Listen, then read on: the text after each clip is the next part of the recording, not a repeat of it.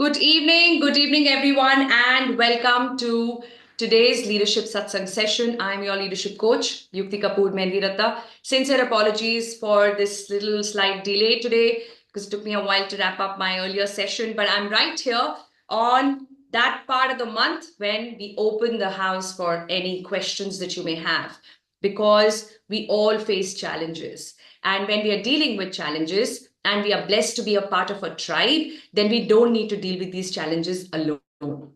And the fact that you're dealing with challenges tells you that you are growing, because only when you push yourself towards growth will you do something new, or will you face a different situation. And when you're facing a different situation, sometimes it looks like a challenge.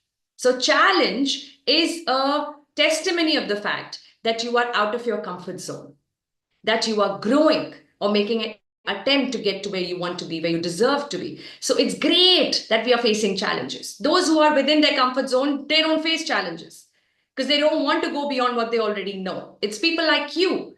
If you face more challenges, it should tell you that you're on your way towards growth, right? And that growth sometimes means working on yourself. That's also growth, isn't it? Right? You might wonder, what's the problem with this new organization that I have joined? Everybody seems to have a problem with me, and that is my challenge right now. But that challenge tells you how to prepare yourself to lead all sorts of people, because there are all sorts of people in this world. It takes all to make the world. In fact, I think it'll be very boring if the whole world is just your clone or my clone, right? This variety, this diversity is what makes this world such a beautiful place to live in, which means it's going to come with its own perspectives and differences and disagreements. And sometimes this could look like a challenge. So whatever is the challenge you're looking at right now, first congratulate yourself that you have one, and then bring it on and share it with me. Okay, that's exactly why I open this session, the last satsang session, only for your questions, and not, come up with a topic. Of course, each of the topics that I pick are always aligned to the emails that you keep writing, and all the challenges and concerns that people share with me on email. And that's what helps me to decide what will I be talking in the next week's session. So this is one opportunity where we connect live, and I'll pick up your questions from your comments in a bit. Before that, we will bring ourselves into this moment completely. And how do we do that? By chanting Om together. The most powerful chant, which has no religious connotation. I keep saying this because I need to remind you of the fact that spirituality is beyond religion. It's the reality of your spirit. And to be able to discover that reality, connect with that reality, you have to connect with yourself.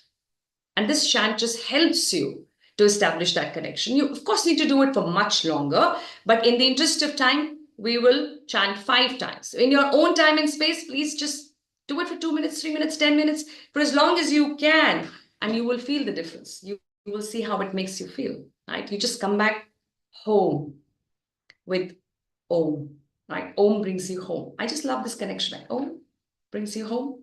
So let's go back home here. Forget about the world. Forget about how this day was or how it will be in the next 1 hour. Just be here with me in this moment completely, and find a nice, comfortable place to sit. Keep your spine straight, your shoulders relaxed. Close your eyes and take a nice deep breath in. And breathe out. See if you can place your feet on the floor. That'll help you to feel more grounded. Another beautiful breath in. And breathe out. And with the next breath, we will start the chant. You will chant Om as you exhale. And see if you can do it out loud if your environment allows, so that you can feel the vibrations. Take a nice deep breath in.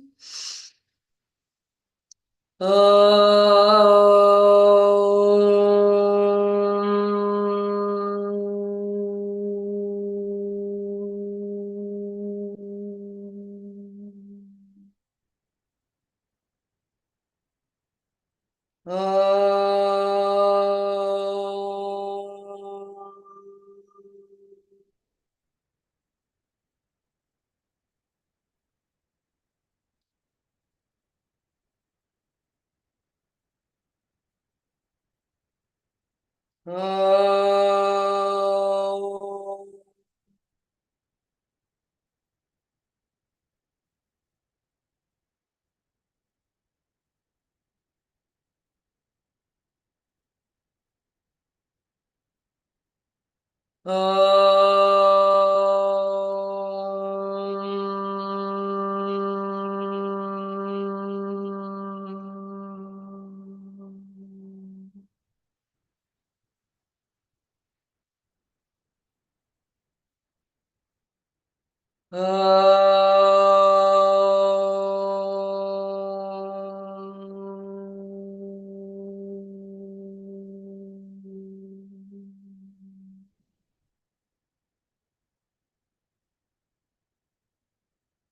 Shanti, Shanti, Shanti.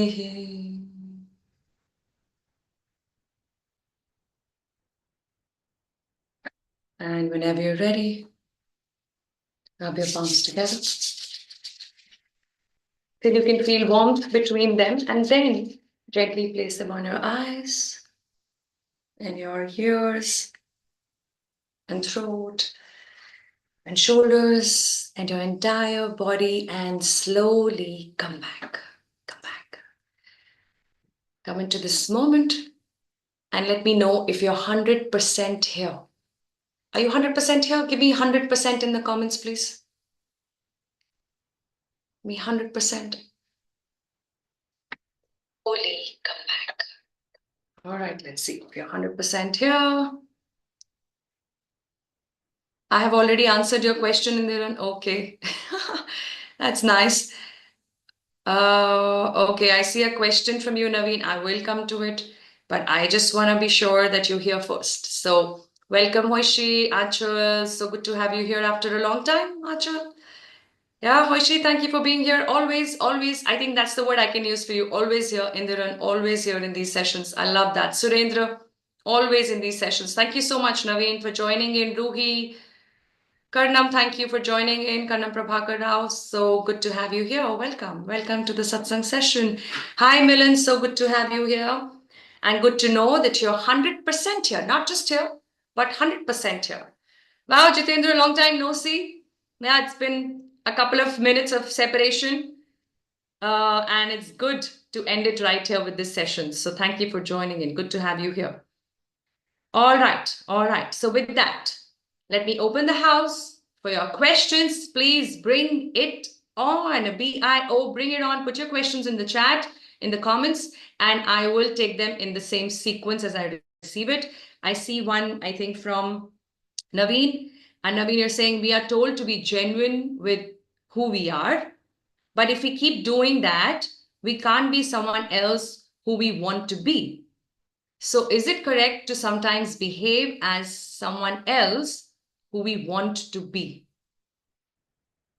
Let me take a while to understand your question, Naveen, and then I'll make an attempt to respond, okay?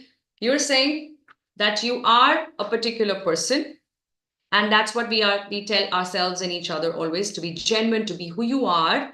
And then there is this someone else you want to become. This is not someone people want you to be. Have I got it right, Naveen? Right? So you want to behave differently so that you can become who you want to become. Have I got it right? Please confirm it to me in the comments before I answer. So there are two things. One is I behave in a particular way and people want me or expect me to behave in a different way. That's one way of saying that I need to, this is me and this is what I'm expected to be. Another is to say, I behave in a particular way, but I want to behave in a different way so that I can become who I want to become. What's your question, Naveen? It's important that I understand because it needs to come out clear to me on what is the challenge that you're sharing. What's your question? I still don't see it in the comments. I'm going to wait for that to reflect and then I will answer because the answer is very different. The response is very, very different when someone is asking you to behave in a certain way because you're a leader and that might not be who you think you are. So you're wondering, should I be who I'm not because people want that from me? That's a very different situation. And if the situation is that I behave in this way, for example, I don't take risks, I'm very risk averse. But if I have to do big and achieve big and become a more significant, important, relevant person, I need to be more open to taking risk. Is that your question?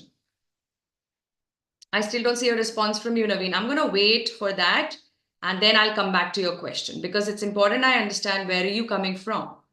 You're saying we're told to be genuine with who we are, but if we keep doing that, we can't be someone else who we want to be. I have a feeling that you're looking at becoming a different person. And if that's your question, please confirm it to me in the chat.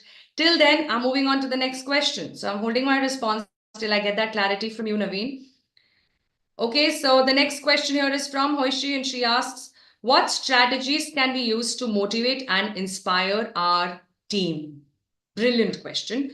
Because as a leader, that is an ask, isn't it? That is something which comes as a given when you are leading a team. When you're leading a team, people should be able to look up to you and you should become a source of inspiration and motivation for people. So when we look at taking this responsibility to become an inspiration for people, it's very important, Hoishi, to ask ourselves, what could possibly inspire people? People like you and me. So if these people who we want to inspire are people like you and me, then it's easier to understand what inspires you, what inspires me. What is it that could be inspiring to see in somebody else?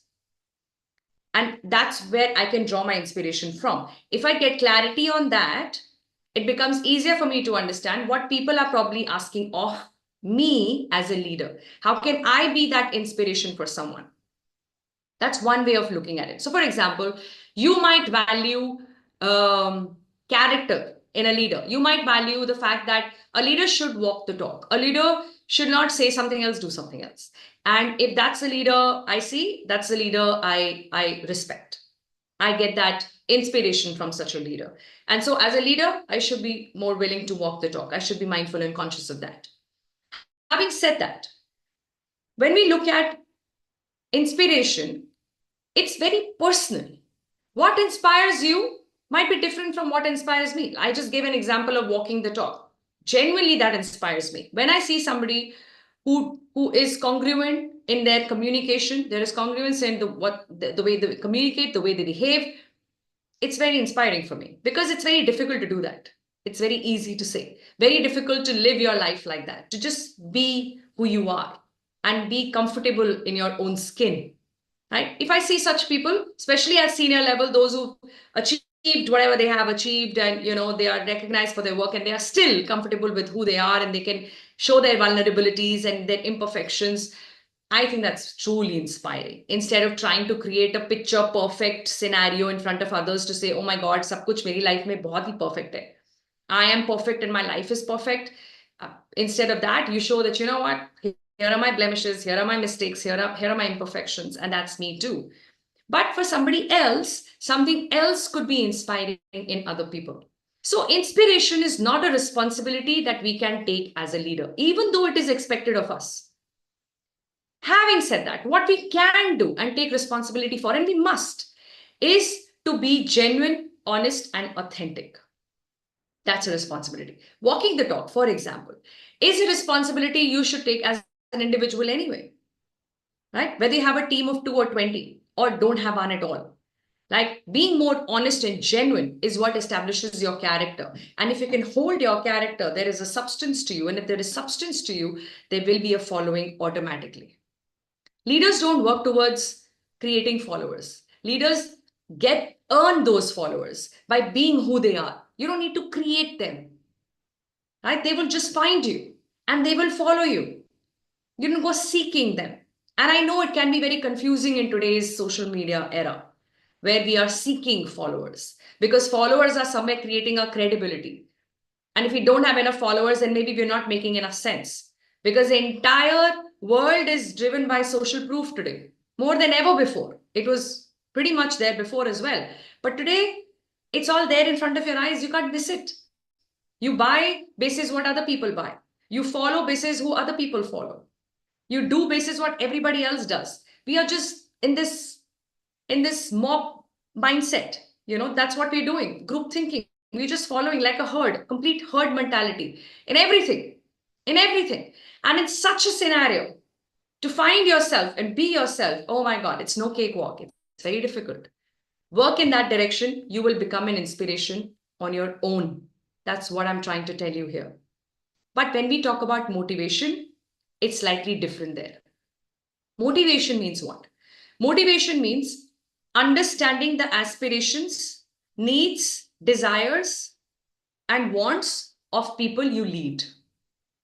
And if there is one responsibility you have as a leader outside of shaping yourself into a better person, is to understand people who work with you. Every single person who works with you in your team, whether they report to you or they're working with you as a peer, it's your responsibility to understand their needs, their wants, their desires, their aspirations, and that is what will help you to understand their motivators. Because we also have different motivators. Everybody has a different motivator. Money doesn't motivate everybody in the same way. Some people are more motivated if you throw a challenge at them. Some people are more motivated if you recognize their effort. Some people are more motivated if you just appreciate something about them as often as you can. There are different ways in which people get motivated. What motivates you might not motivate the person sitting next to you. So what do? We spend that time with each one of the people we work closely with to understand their motivators, understand what drives them. And if you can't get it, ask. That's the best way. Just ask. What motivates you? What drives you? What gets you crazy to do beyond your comfort zone? What pushes you beyond your limit? What is that thing that truly excites you? And you obviously don't ask these questions when you are in an appraisal discussion, right? This is a way to connect with each other, know each other. And the more you know your team, the more you know what motivates them, the easier it gets to motivate. Motivation is not one thing. It's not one action. It depends on the person you intend to motivate. And motivation can be done. It can be planned. There can be a method to it, a conscious effort. Unlike inspiration, as I explained a while back, right? Inspiration, please don't take load. Try to be a better person every day. You will inspire people who are willing to be inspired.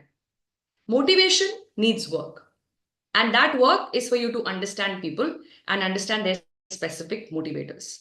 I hope I've answered your question. Please give me a confirmation or your comment in the chat, please. Was this useful? Please say useful in the chat, Hoishi, if this response is giving you some more clarity on your question and the situation. Right, I'm also keeping a check on Naveen in the chat to see if he's come back. And if not, I'm moving to the next question. Might just be the last one for this evening. And let's see what that is. That's from Jitendra, and he asks, how important are mindset and skill set in a leadership journey? Okay, wonderful question. How important is mindset and skill set? All right, let me put it this way. If I give you two different types of seeds, okay? One is a very high quality seed, which is like, with no adulterant in it and pure high quality seed. And the other is a fairly cheaper version of that seed. And you sow the seed in the same land. Will you get the same result or different result? Same or different? Give it to me in the chat. High quality seed, medium level, mediocre quality seed. Same result, different result. Will they both will sprout out, hopefully, right? And if they do, will they give you the same result? Will they both blossom? Will they both sprout out in the same way, or will there be a difference in the quality? Same or different? Give me same or different. Different, right? Yeah. So if the seed quality is better, we are expecting better results. We are expecting that plant to be healthier because the seed quality is better. Provided the land in which it was sown was fertile. Because if the land is not fertile, then do you agree that no matter how high quality the seed is, it's not going to sprout out into a plant? Because the soil is infertile. What can the seed do? Seed requires the soil more than it requires the sunlight and the water and a few other things as well. but nothing without the soil that needs to hold its roots as it grows, right? Do you agree? Give me agree in the chat, please. You agree? Thank you. Right? So here is what we need to understand about leadership. This is what we need to keep in mind.